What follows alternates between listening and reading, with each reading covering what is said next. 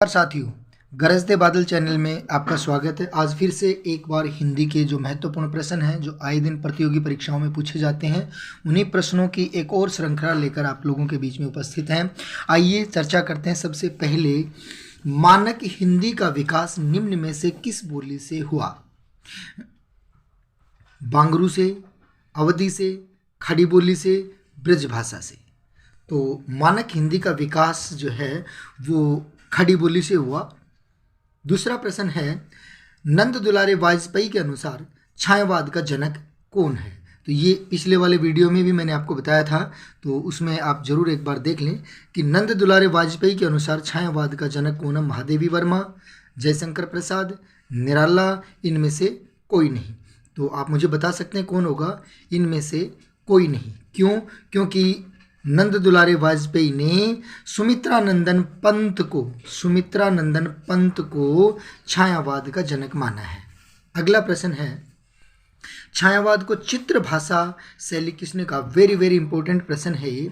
तो अगला प्रश्न है, छायावाद को चित्र भाषा शैली किसने कही? महादेवी वर्मा ने, रामचंद्र शुक्ल जी ने, द्विवेदी जी ने, रामकुमार वर्मा ने। तो छायावाद को चित्र भाषा शैली आचार्य रामचंद्र शुक्ल ने कही है। अगला प्रश्न है, तुलसीदास समन्वयवादी कवि थे। बहुत इंपॉर्टेंट प्रश्न है और ये आए दिनों परीक्षाओं में पूछा जाता है कि समन्वयवादी कवि तुलसी को किसने कहा है? तो समन्वयवादी जो कवि है वो किसने कहा? दिनकर जी ने, सूरदास जी ने, शुक्ल जी ने या द्विवेदी जी ने? महावीर प्रसाद द्विवेदी, आचार्य रामचंद्र शुक्ल, सूरदास जी या रामधारी सिंह दिनकर? तो इसका सही उत्तर होगा वो होगा आचार्य महावीर प्रसाद द्विवेदी। अगला प्रश्न है, तुलसीदास को मानस का हंस किसने कहा? बहुत इंपॉर्टेंट है। सारे ही महत्वपूर्ण वे प्रश्न हैं जो आए दिन परीक्षाओं में पूछे गए हैं, उन्हीं प्रश्नों का संग्रह है यहाँ लिया गया है। तो तुलसीदास को मानस का हंस किसने कहा? रामकुमार वर्मा ने, आचार्य रामचंद्र शुक्ल ने, या फिर अमृतलाल नागर ने, या फिर द्विवेदी जी ने? तो मानस का हंस कहने वाले थे अमृतलाल नागर। तुलसीदास को मानस का हंस किसने कहा? अमृतलाल नागर ने। अगला प्रश्न है, भक्तिकाल को हिंदी साहित्य का स्वर्ण युग किसने माना? ये जितने भी प्रश्न हैं सारे महत्वपूर्ण प्रश्न हैं और उन्हीं का ही संग्रह मैं यहाँ आप लोगों के लिए बैठा हूँ। तो एक बार देखें, आचार्य Ramchandra Shukla, Dwivedi ji, Mahavir Prasad Dwivedi, doctor George Grierson. आप जानते हैं डॉक्टर जॉर्ज ग्रियर्सन के द्वारा लिखी हुई पुस्तक the modern vernacular literature of Hindustan, मिस्र बंधु इनकी पुस्तक है मिस्र बंधु विनोद, और हिंदी साहित्य का इतिहास। तो ये सारी चीज़ें आप जानते हैं। तो एक बार देखिए, हिंदी साहित्य का इतिहास आचार्य रामचंद्र शुक्ल का है। तो एक बार इस प्रश्न का सही उत्तर रहेगा वो doctor George Grierson. Doctor George Grierson ने भक्ति काल को जो है स्वर्ण युग के रूप में माना है। अगला प्रश्न है, अवध का किसान। बहुत इंपॉर्टेंट प्रश्न है ये भी। अवध का किसान निम्न में से कौन से कवि को कहा जाता है? अवध का किसान के रूप में कौन प्रसिद्ध है? मुक्तिबोध गजानन माधव मुक्तिबोध, नागार्जुन और प्रेमचंद जी या जयशंकर प्रसाद? तो आप जानते हैं इसका सही उत्तर होगा वो होगा मुक्तिबोध। नागार्जुन हैं, ये बाबा के नाम से विख्यात थे। मुंशी प्रेमचंद, आप ये जानते हैं कि मुंशी प्रेमचंद का बचपन का नाम नवाब राय, धनपत राय, इन नामों से जाने जाते थे। जयशंकर प्रसाद हैं, कलाधर के नाम से शुरुआती दौर पर लिखते थे। अगला प्रश्न है, आधुनिक युग का कबीर निम्न में से किसे कहा जाता है? आधुनिक युग का कबीर कौन है? तो एक बार इस प्रश्न पर फिर से चर्चा करिएगा। निराला, सूर्यकांत त्रिपाठी निराला, आचार्य रामचंद्र शुक्ल, जयशंकर प्रसाद या फिर नागार्जुन? तो इसका सही उत्तर होगा वो होगा नागार्जुन, बाबा नागार्जुन। आधुनिक युग का कबीर नागार्जुन। अगला प्रश्न है, परिवार का कवि किसे कहा जाता है? परिवार का कवि निम्न में से कौन है? तो परिवार का कवि आप इनमें से किसको कहेंगे? मुंशी प्रेमचंद को, महादेवी वर्मा को, सुमित्रानंदन पंत को या इनमें से कोई नहीं? आप परिवार का कवि किसे कहेंगे? तो परिवार का कवि होगा सुमित्रानंदन पंत। इनको प्रकृति का सुकुमार कवि भी कहा जाता है, तो ध्यान रखें इसका। परिवार का कवि सुमित्रानंदन पंत। अगला प्रश्न है कि आधुनिक कविता का सुमेरु निम्न में से किसे कहा जाता है? आधुनिक कविता का सुमेरु मानी पर्वत, आधुनिक युग की कविता का पर्वत सुमेरु कौन है? तो निम्न में से किसे कहा जाता है? तो एक बार देखेंगे, जयशंकर प्रसाद को, सूर्यकांत त्रिपाठी निराला जी को, बच्चन को, या फिर केदारनाथ को।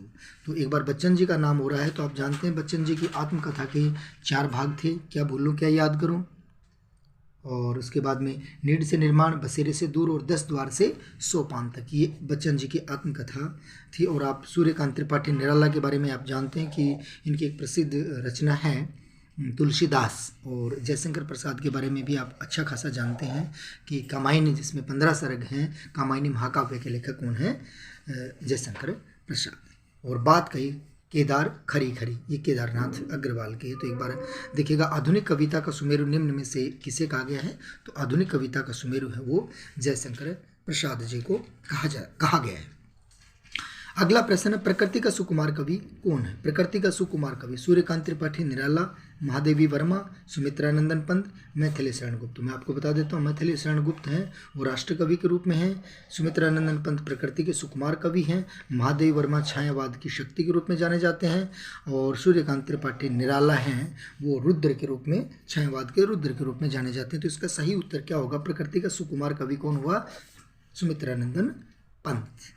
अगला प्रश्न है आवारा मसीहा, अगला बहुत महत्वपूर्ण प्रश्न है आवारा मसीहा। तो आवारा मसीहा में किस कवि का जीवन वर्णन किया गया है? ये है महत्वपूर्ण बात, किस कवि का जीवन वर्णन किया गया है? विष्णु प्रभाकर का, शरद चंद्र का, या फिर बच्चन का, या इनमें से कोई नहीं? मान लीजिएगा ये इनमें से कोई नहीं, तो इसमें सही उत्तर रहेगा शरद चंद्र जो कवि हैं उनके जीवन का वर्णन इसमें किया गया। ध्यान रखें, आवारा मसीहा में शरद चंद्र के जीवन का वर्णन किया गया है। और इसके रचनाकार कौन है? तो बात करें आवारा मसीहा जो जीवनी है ये किसके द्वारा लिखी गई है? तो ये रहेगा, उस समय उसका उत्तर हो जाएगा विष्णु प्रभाकर। तो ये आवारा मसीहा किसके द्वारा लिखी हुई है? विष्णु प्रभाकर में के द्वारा। और आवारा मसीहा में किस कवि का जीवन वृत्त है? तो शरद चंद्र का जीवन वर्णन है। अगला प्रश्न है हमारा, प्रेमचंद घर में रचना के रचनाकार कौन है? बहुत इंपॉर्टेंट प्रश्न है ये, और तो इसके ऊपर आप चर्चा करिएगा कि मुंशी प्रेमचंद, शिवरानी देवी, राधा कृष्णदास और जयशंकर प्रसाद। तो इसका सही उत्तर रहेगा वो शिवरानी देवी। तो शिवरानी देवी थी कौन? मुंशी प्रेमचंद की पत्नी। उन्होंने प्रेमचंद के मरने के बाद में प्रेमचंद घर में हैं शीर्षक से एक रचना रची थी। अगला प्रश्न है, हरिवंश राय बच्चन की आत्मकथा के कितने भाग हैं? ये हमने पहले भी चर्चा की है। तो हरिवंश राय बच्चन की जो आत्मकथा है उसके कितने भाग हैं? 4। और ये किस में लिखी गई है? पद्य में। तो ध्यान रखें कि पद्य में लिखी हुई है हरिवंश राय बच्चन की आत्मकथा, जिनके 4 भाग हैं। क्या भूलूं क्या याद करूं? नीड से निर्माण, बसेरे से दूर और 10 द्वार से सोपान तक, ये इनकी 4 आत्मकथाओं के नाम हैं। अगला प्रश्न है, बिहारी सतसई के लेखक कौन है? बहुत सरल सा प्रश्न है ये, और आए दिन पूछा जाता है। बिहारी सतसई के लेखक कौन है? तो बिहारी सतसई के लेखक हैं बिहारी। अगला जो हमारा प्रश्न रहेगा वो है, माटी की मूर्तें किस लेखक की रचना है? ये फिर से अति महत्वपूर्ण प्रश्न है कि माटी की मूर्तें जो है रचना के रचनाकार कौन है? अमृतलाल नागर, रघुवीर सहाय, रामवृक्ष बेनीपुरी, या फिर हरिशंकर परसाई। तो इनमें से सही उत्तर क्या रहेगा? रामवृक्ष बेनीपुरी। हरिशंकर परसाई तो व्यंग्यकार थे। अगला प्रश्न है हमारा, नारी विमर्श। ध्यान रखें, ये इंपॉर्टेंट प्रश्न है। नारी विमर्श पर लिखने वाली पहली लेखिका कौन थी? तो नारी विमर्श पर लिखने वाली पहली लेखिका के बारे में जब चर्चा की जाती है तो वो कौन है? महादेवी वर्मा है, या ममता शर्मा है, कृष्णा शोभती है, या फिर इनमें से कोई नहीं? तो इसका सही उत्तर होगा, नारी विमर्श पर लिखने वाली पहली लेखिका थी महादेवी वर्मा। अगला प्रश्न है, छायावाद का मैनिफेस्टो किस कृति को कहा जाता है? बहुत इंपॉर्टेंट प्रश्न है ये। तो छायावाद का मैनिफेस्टो जो कहा जाता है वो कामायनी को, गुंजन को, पल्लव को, या फिर लोकायतन को? तो छायावाद का मैनिफेस्टो कहा जाता है पल्लव को। अगर बात करें पल्लव की तो इसकी रचना जो थी वो सुमित्रानंदन पंत ने की थी, और 1928 ईस्वी में पल्लव का प्रकाशन हुआ था। बात करते हैं अगला, बीजक ग्रंथ के कितने भाग हैं? और बीजक ग्रंथ के कितने भाग हैं? तो बीजक ग्रंथ के 3 भाग हैं। कौन कौन से हैं? शबद, साखी, रैमणी। और किसके द्वारा लिखी गई थी? तो कबीर के एक शिष्य थे जिनका नाम था धर्मदास। तो धर्मदास के द्वारा रचित है। और कबीर की पुस्तक, हम यूँ कह सकते हैं बीजक किसकी पुस्तक है? कबीर की। तो कबीर की पुस्तक है, मतलब कबीर के द्वारा बोले हुए भजनों का संग्रह है ये। और लिखा किसने है? धर्मदास। अगला प्रश्न है, निम्न में से कौन सा कवि संत कवि नहीं है? संत कवि नहीं है तो तुलसीदास जी, कबीर जी, नानक जी या फिर रैदास। तो आप सब जानते हैं कबीर संत कवि थे, नानक जो थे वो भी संत कवि थे, रैदास भी संत कवि थे और तुलसीदास हैं वो नहीं थे। तो प्रश्न संख्या 20 का सही उत्तर रहेगा तुलसीदास। अगला प्रश्न है हमारा, छायावाद को स्थूल के प्रति सूक्ष्म का विद्रोह। बहुत महत्वपूर्ण प्रश्न है ये। छायावाद को स्थूल के प्रति सूक्ष्म का विद्रोह किसने कहा है? तो डॉक्टर नगेंद्र ने कहा, या फिर नामवर ने कहा, या आचार्य रामचंद्र शुक्ल ने कहा, या फिर जयशंकर प्रसाद ने कहा। तो 21वें प्रश्न का सही उत्तर रहेगा स्थूल के प्रति सूक्ष्म का जो विद्रोह कहा है वो कहा है डॉक्टर नगेंद्र ने। तो इसका सही उत्तर रहेगा डॉक्टर नगेंद्र। अगला प्रश्न है, अपभ्रंश का भवभूति निम्न में से किसे कहा गया है? तो ये फिर से इंपॉर्टेंट प्रश्न है आपका। पुष्यदंत को, स्वयंभू को, शुक्ल जी को, या फिर द्विवेदी जी को। तो इस प्रश्न का सही उत्तर रहेगा वो रहेगा पुष्यदंत। इस प्रश्न का सही उत्तर क्या रहेगा? पुष्यदंत।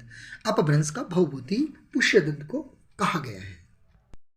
प्रश्न है, कबीर की भाषा को खिचड़ी भाषा किसने कहा है? इंपॉर्टेंट प्रश्न है, कबीर की भाषा को खिचड़ी भाषा किसने कहा है? तो शुक्ल जी, आचार्य रामचंद्र शुक्ल, या फिर महावीर प्रसाद द्विवेदी, या फिर आचार्य रामकुमार वर्मा जी, या फिर श्याम सुंदर दास। तो इसका सही उत्तर रहेगा वो रहेगा श्याम सुंदर दास। कबीर की भाषा को खिचड़ी भाषा किसने कहा? श्याम सुंदर दास ने कहा। अगला जो हमारा प्रश्न है वो है, गणपति चंद्रगुप्त ने सूफी काव्य की प्रथम रचना किसे माना? सूफी काव्य की प्रथम रचना, तो सूफी को कवि कौन थे? जो मुस्लिम संत थे, हिंदुओं की कथाओं को, हिंदुओं की कहानियों को, हिंदुओं के घरों की कहानियों को लिखते थे, वो कौन कहलाए? सूफी। वैसे तो आप जानते हैं सूफ के कपड़े पहनने वाले, सूफी शब्द के कई सारे अर्थ हैं, तो वो हमने पहले एक वीडियो में डाल दिया था कि सूफी शब्द की व्युत्पत्ति कैसी हुई। तो आपको विशेष रूप से ध्यान रखना है, सूफी कौन थे? मुस्लिम संत थे जो हिंदुओं की घरानों, हिंदू घरों की कथाओं को आधार बना करके लिखते थे। तो गणपति चंद्रगुप्त ने सूफी काव्य की प्रथम रचना किसको माना है? तो सूफी काव्य की प्रथम रचना हंसावली को माना है। उसके बाद में बात करते हैं, अगला और अंतिम प्रश्न रहेगा हमारा श्याम सगाई। अगला और अंतिम महत्वपूर्ण प्रश्न है, श्याम सगाई रचना के रचनाकार निम्न में से किसको मानते हैं? तो आचार्य रामचंद्र शुक्ल को, या फिर नंददास जी को, मलिक मोहम्मद जायसी को, या फिर इनमें से कोई नहीं है। तो श्याम सगाई के जो रचनाकार हैं वो रहेंगे नंददास जी। बहुत छोटा सा प्रश्न है, अति महत्वपूर्ण प्रश्नों का संग्रह था ये। फर्स्ट ग्रेड में, सेकंड ग्रेड में, हिंदी से संबंधित प्रत्येक महत्वपूर्ण प्रतियोगी परीक्षाओं में इसी तरह के प्रश्नों को पूछा जाता है। उम्मीद करता हूँ कि आप लोगों को यह वीडियो पसंद आया होगा। बहुत बहुत धन्यवाद। Thank you.